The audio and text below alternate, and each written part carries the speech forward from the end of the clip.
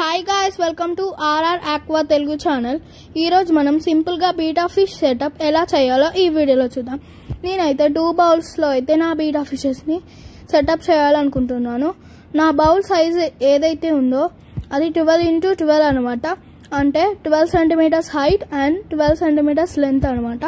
నేనైతే ఈ పౌండ్లో ప్లాస్టిక్ ప్లాంట్ అండ్ స్టోన్స్ అయితే యూజ్ చేస్తున్నాను, కలర్ స్టోన్స్. దాని పెబ్బుల్స్ అని కూడా అంటారు. నేను 2 బౌల్స్లో అయితే ఇలానే సెటప్ చేసుకున్నాను.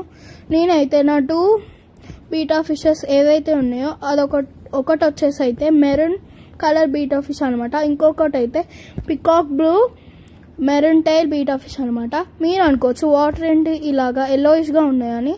దీనికి కారణం ఏంటంటే నేను 24 అవర్స్ ముందు ఆల్మండ్ లీఫ్ అనేది యాడ్ చేసుకొని వాటర్ ఏదైతే ఉందో మనం యూజ్ చేసేది అందులో 24 అవర్స్ ముందు డ్రై ఆల్మండ్ లీఫ్ యాడ్ చేసుకొని నేను స్టోర్ చేసుకుంటాను అనమాట.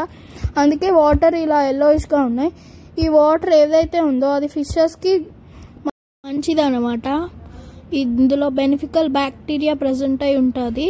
Thank you guys, thank for watching. Please like, share and subscribe to my channel and support me.